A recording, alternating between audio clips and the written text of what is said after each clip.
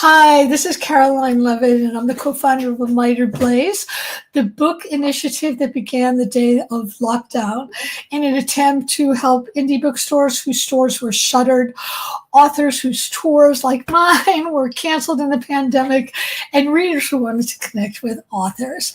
We've grown a lot. I keep saying we're now like, we've stopped being a baby, a toddler. We're now moving into childhood. It's been 6 years now, I think. Today is really special. First of all, because it is February 6th, which is actually the anniversary that Jessica Soffer, who's our guest today, just told me was when she found out that her book, This Is a Love Story, was going to be a Read with Jenna pick. So that's really completely thrilling. Her book, I have a copy somewhere here, and I forgot to pull it out to show you the cover. The book is fabulous. It's one of my, oh yes, thank you so much, Jessica. The book is absolutely fabulous. It's one of my favorites. I didn't get to read it a year before, but I did get to read it early in galleys. And the moment I read it, I just flipped out for it. It's just magnificent. So let me tell you a little bit about Jessica, the book, read some of the praise, and then we'll talk. So Jessica Soffer earned her MFA at Hunter, where she was a Herzog Fellow. Her work has appeared in Granta, Vogue, and the New York Times, among other publications. Her father, a painter and sculptor, immigrated from Iraq to the United States in the late 1940s. She teaches fiction at Connecticut College and lives in New York City. So art, marriage, parenthood, family. This Is a Love Story is basically about two extraordinary people, Abe and Jane. They're in love, and their story is surrounded by and impacted by Central Park. Jane is dying, but Abe is determined to keep her present, which he does by telling us stories about their lives. And we follow her and Abe, their grown son, Max, and another woman who impacts their relationship, Alice, throughout the book. And it's just a devastatingly beautiful novel. So let's look at the praise. Ian Napolitano says, written with delicate and beautiful brushstrokes. This is a love story of a long marriage, a love story of Central Park, a story of how hard life can be and how the hard leaves its mark, but the love does too. Every once in a while I read a novel and think, what a gift. This is one of those books. Nathan Englander says, this is Jessica Soffer's iridescent, kaleidoscopic home run of a novel. It's a beautiful book of seasons, marking the cycles of a city, a family, the creative process, and a single and singular life. Jenny Jackson says, with her lyrical, graceful novel of love and art, Jessica Soffer has captured the glittering magic of New York City. Absolutely. And finally, from Liz Moore, This Is a Love Story is a revelation, the kind of novel to read in one sitting. It performs the magic trick of being a highly specific story that feels universal and timeless. When you finish, you'll find that your whole worldview has been gently and deftly altered by an author whose tenderness towards her characters and towards language itself is unparalleled. So there you have it. Thank you so much for being here, Jessica. Thank you so much for having me and for the kind words about my book. Oh, absolutely. I could go on forever about the book. So, I'm always really interested, not in the question, where do you get your ideas, which I find a totally annoying question, actually, but I'm interested in what was haunting you or obsessing you that led to the inception of this book. That's such a nice way of starting any conversation. I think I have always been deeply concerned with loss. I had a father who was ill for a lot of my childhood and my adolescence. He passed away when I was in my early 20s. And so I just was very aware of mortality from the get-go. And so it is at the forefront of my mind all the time. And so when I started working with Abe and Jane, these two characters, which really have been consistent for a long time. I've worked with them for, 7 years now. And their story was definitely one of loss. Jane was dying and Abe was recounting her life from the time that they meet until the time that she passes away. And that has been throughout, that this has been a story of sort of a woman ill. But the more time I spent with them, the more it became clear that their story was also a really profound and true love story. Their relationship is, though fraught like any long-term relationship, like any marriage, is also deeply loving and affectionate and supportive and reciprocal. And so I found myself, instead of writing about the things that keep me up at night, like you say, more about the things that also that sort of keep me going, because I feel lucky enough to be sort of surrounded by love. And that's what this book became. It became a book about love, though at first it certainly wasn't. That's so interesting. That's so interesting. The book also is separated into seasons and time periods. And I wanted to ask you, how do you feel that both love and art sustain and nurture us, and at different times? Well, I mean, I have to say, I feel it more than ever right now. I don't know if you feel that way, but I feel the world is so frenetic Yes. and chaotic and Yes. truly difficult in a way that Mhm. I haven't known it to be in my adult life until, right now it feels at the pinnacle of that. And the two things that I find solace and salvation in again and again are love and art. The books that have kept me going, that have sort of brought me back from the cliff, are the ones that are filled with love, and not necessarily just a Pollyanna version of love. I mean, actually, never, Right. but rather love that is earned, love that comes after heartbreak, love that kind of repairs. And again and again, I find that in art. I find it in visual art. I find it in literature. So I think love and art is sort of, for at least for me, sort of all we have. Right. Yeah, no, I would absolutely agree with that.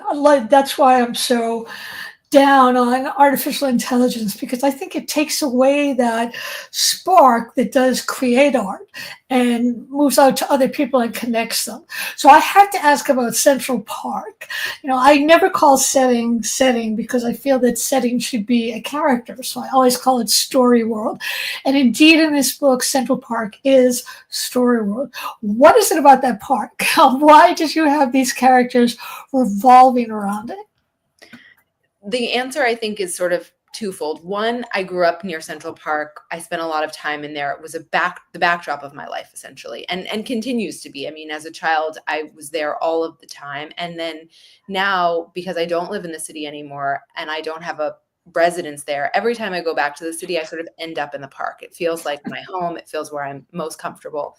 And most of the most important moments of my life have happened in that park. Um, but for these characters, I wrote them actually during COVID. A lot of the book was written during COVID, and I thought so much about Central Park. I think, as a lot of us did, we kind of, our imagination got Right. the best of us, and we found ourselves returning again and again to a place in our mind that has left a mark, a really meaningful mark. Mhm. The place that slows us down, the place that allows us to kind of look at the world, to learn about humanity, whatever it is. And for me, that was Central Park. And so in the novel, it really is the kind of backdrop of their lives, but also Yeah. kind of witness, a bellwether, a homing device, all the things. Yeah, I often say that if anything ever happened in Central Park, New York City would be destroyed, because it's the one place that no matter what neighborhood you live in, you love it. You just love it because it's that exceptional. I wanted to ask, your parents were both artists. Your dad was a working artist and your mom's an author.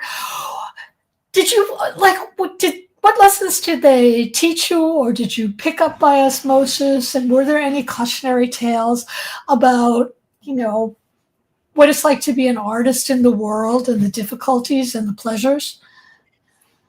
I have to say, in terms of cautionary, no, which I think is That's sort of, great. yeah, truly extraordinary. I mean, I think for them, they had day jobs for most of their careers in order to sustain their art. My dad had, a good amount of success, but success in the art world doesn't necessarily mean, Doesn't right, it right. doesn't necessarily translate. And my mom held many jobs while I was growing up in order to create art. And so there was this sense that art was the most important thing. Art is, at the peak of everything and necessary, and also not the only thing, that it has to be kind of worked into a life. And so for me, I held other jobs for all of my adult life in order to sustain my art. And so I don't know, I wouldn't say it took the pressure off, because it definitely did, but there's a way in which it felt like the best of things. I don't know if that makes sense. Yeah, no, it does. What jobs did you have? I'm just curious, because I've had a range of stupid ones. I did a lot of babysitting, nannying. I worked for an interior designer for, I don't know, maybe 10 years. I've taught in all the places, undergrads, MFAs, in workshops. I've done retreats. I've just taught and taught and taught. So those are the big jobs. Okay. I'm always curious about whether writers feel that they learn skills from a past book that they bring to their new book, because I never feel that, but I always ask anyway. Tomorrow There Will Be Apricots was your first novel, I believe, right? Mm-hmm. Did you learn anything from writing that novel that you put into This Is a Love Story, or was This Is a Love Story a completely different book altogether? Gosh, it's such a good question. I mean, I think in a lot of ways it's cumulative. It's all the stuff. So, right. I've been at it for a long time now. I've been writing novels since I graduated from my MFA program when I was 23. And there is one novel that lives in a drawer that happened between Apricots and This Is a Love Story. And I think that book actually taught me the most about what is necessary for a novel. That book, I felt, was the best thing I'd ever written. And it turned out it was sort of unpublishable because it was so obtuse. It was very meta. It was a writer writing about writing. And it was just tough. It was a really tough book. And I think I learned a lot about like what's necessary for forward momentum, character development, all those things from I don't want to say the failure of that book, but no, it just was, that's so interesting. That's so interesting to hear that. So what is necessary for the momentum? Great question. Something. Momentum is necessary. I think maybe that was the lesson, is that momentum is necessary, that you can't just have 200 pages of what feels like really beautiful writing and some character development. Things need to happen. Shit needs to happen. Right. So that leads me to the question that I'm fascinated by, which is, how did you structure this? The pacing and the structure, the memories of Jane and then of Abe and then Alex and Max, it sort of swerves the narrative line, but it does it so beautifully, and it all fits together perfectly. And I also want to say, in terms of the language, because you were talking about your second novel, which was mostly gorgeous language and it didn't have enough narrative drive.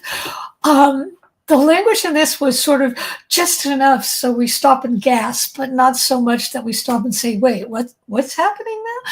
How did you structure this? Did you always know the structure was going to be this way, or did it come sort of intrinsically? No, for a long time I worked with just Abe and Jane, and I thought it was really going to be their narrative, just the two of them. And it was a very kind of nuclear, very insular story. And then I worked on that for a long time and tried actually to publish it, and it just was too narrow. And so I had a friend read it, and she said, who's a writer, and she said, this feels like just one part of the love story. And so at that point, it was very interesting. It was revelatory. Yeah. And at that point, I really felt like I need to make something happen. I need to shift not only the narrative, but the way that I'm entering the narrative. And so I made myself a schedule. I mean, I really kind of broke it down in a way that I never taught before, in a way that I never imagined myself doing. But I made myself a schedule. It involved word count and exactly what would happen in each section, character by character. Wow. To it. And in 3 months, I tripled the length of the book and just kind of inserted who needed to go where. And it became very logistical and mathematical in a way that earlier in my career, I would have said undermined creativity in some way. Right. But at that moment, I felt like, in fact, I don't feel like it did at all. I think actually those constraints allowed me to really expand. And now I can't imagine writing a book another way, to be totally honest. That's great. That's great. I love that. I always feel that every book has to have a skeleton, and once you find that skeleton, then the rest is like, it's like hair, skin tone, clothes, whatever else you put on it, but it's kind of a lifesaver all the time. I also love the relationship between Jane and Abe so much because for me, so much of it was about what makes a love story, how the bond is tested, and and how it becomes stronger. And I love the whole way he was with that. She was suffering. I mean, I had a period in my life after I had my son where I was critically ill in a hospital for a couple of months and not expected to survive. And I remember when I got out of it, one of the nurses came over and said, do you know, like, your husband is the only husband on this floor who has come every day to see his wife. She said, people don't do that. They can't handle it. They feel guilty. They go out and they do whatever else. And that was actually the one thing that made me love my husband more than so many other things, because it's how you are in adversity that is really meaningful. And it sort of predicts how you're going to go the long haul together. I wanted to ask, with that question in mind, can you tell me how Abe is doing now, years later, in your mind? I think as well as a person can do when they've lost the love of their life and when they're aging and when the reality of life is that it's very, very hard. I think Abe is a realist. I think he's a romantic, but I think he's a realist. And so I think that I think he's still writing. I believe that he's still writing. I believe he's still going to the park, but I believe that the loss in his heart will never be replaced by anyone or anything. Right. Well, grief just has a way of sticking its burr. It's sticking to you like a burr. So I want to also talk about Max, who insists he doesn't need love or intimacy because he wanted it so badly from Jane, his mom, who seemed to his mind, love art more than she did him. And that brings up a question to me that a lot of female authors, I'm not talking about this now, but I think a while ago, like a decade ago or so, there was a big deal about how women authors were saying, you should have kids because that's another novel you could have written instead. And that always irritated me because I always feel like you can hold two ideas at once and you can have both. So I wanted you to talk a little bit about Max and how you think that you can hold those two ideas together. Well, I can speak from experience. I have a 5-year-old daughter, and it definitely doesn't make the writing easier, but I also feel like it gives a lot to the writing. I think it does too. Her lack of sort of creative inhibition has been really meaningful to watch. And I think also the issue of time, I have much less time now because I'm chauffeuring her to school and picking her up and taking her to play. And I actually find that the limits are a blessing. I know that I have a certain number of hours in the day and I work in them and towards them. And so I at once completely understand and empathize and wrote a character who at her core really struggles with the idea of creating art and also being a parent. But I also think that there can be real beauty in that position. And I also don't think it's really specific to art. I mean, I think that art requires a lot from us. Right. Certain people more than others. Like, for example, my father, he lived in his art. He had to go away for long stretches of time to be with it. And I think Jane happened to be that sort of character too, which is probably lesser represented in fiction in the world for women. But I also think that for anyone who has a passion, whether it be cooking or working out or crocheting or painting, there is something that is lost in, not lost, but something that is compromised when you have a child. Right. But that's what life is anyway. All these little compromises, you try to get a bit of this and a bit of that. Your book about apricots was about two lonely people who found common solace in food. I also read a piece by you about your love of junk food, particularly Malamars, which we always keep on stock in my household. So tell us about your love of junk food, and do you still have it? I don't. It was really a moment in time. My father grew up in Baghdad and came from a very kind of healthful way of life. Right.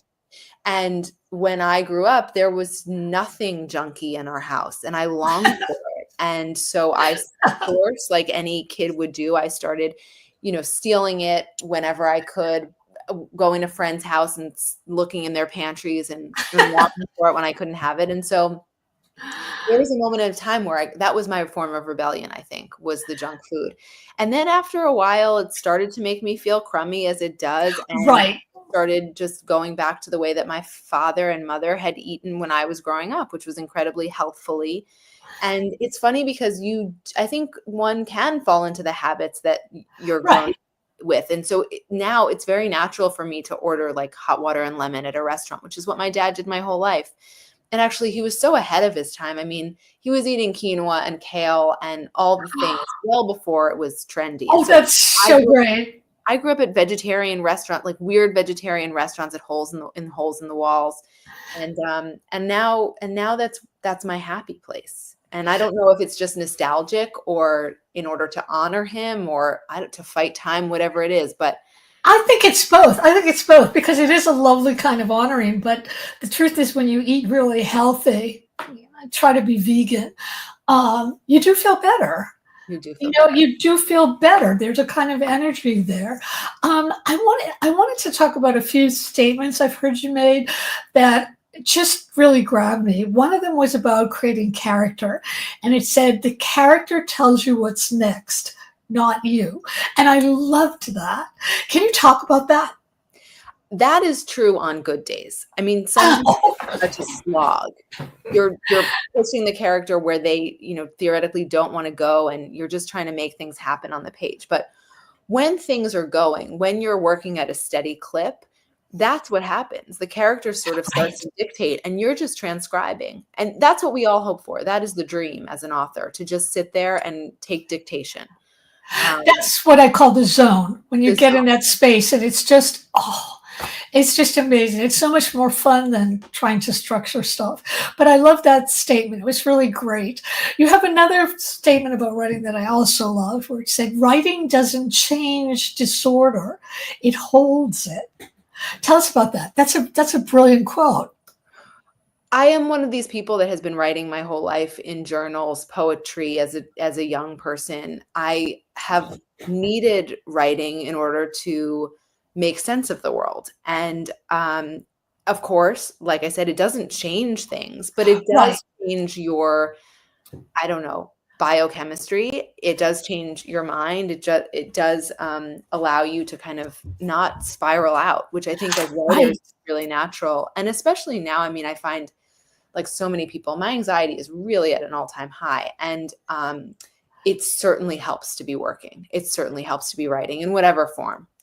I think it does too. There was a period of time where I just felt I should stop writing and just, be a political activist or just go out and do something else that's useful to others. And I found that I got more and more anxious and more cranky. And it was sort of like a bell going off in my head. You need to write, and there's nothing wrong with that because that makes you able to do other things. But I totally agree. I think it's definitely it's a psychological thing too, where you need it like a vitamin to feel better.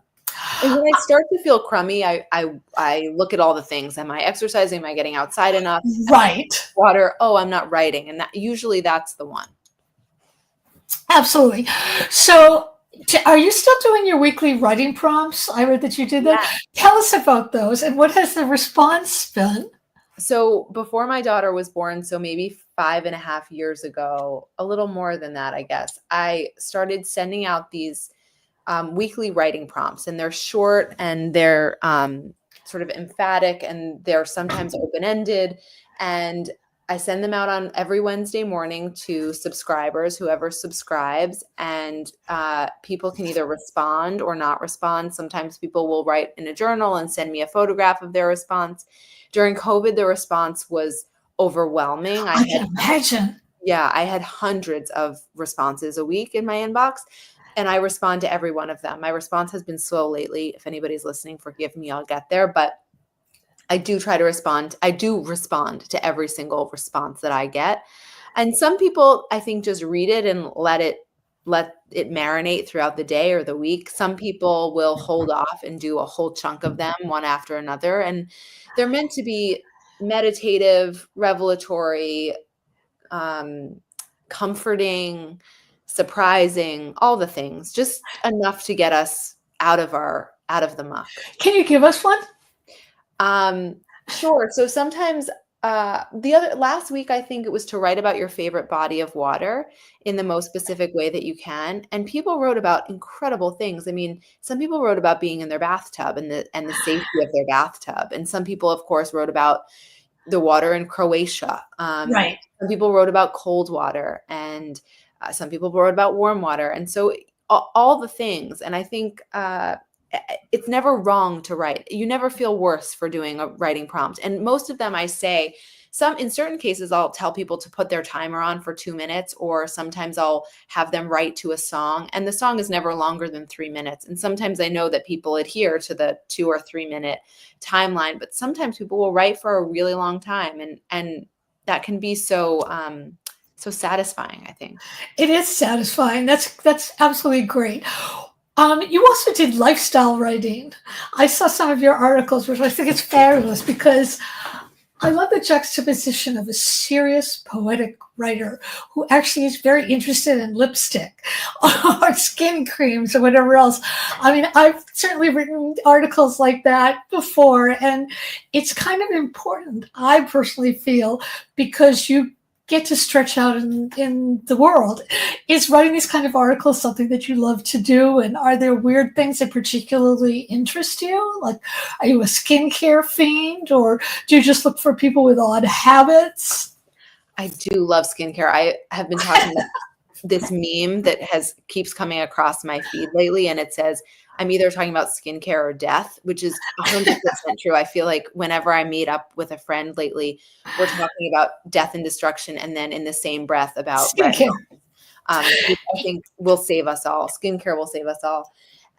So I do love writing these lifestyle pieces. Part of that, I think, is because I do write these kind of heady, long novels. They take me a long time. And so the satisfaction of writing an essay and being able to Right. it is really immense and very true. So that's part of why I like writing them. And I also like writing. I loved writing about food with Apricots. I did a lot of kind of publicity pieces that had everything to do with food. And it's a joy to write about food. There's not too much food in this book, but there's never not food, I think. Right. Well, food is definitely something you want to put in there. I always ask this question to writers because it tells more about me than the writer. And I want to know, what's obsessing you now and why, beside the political situation?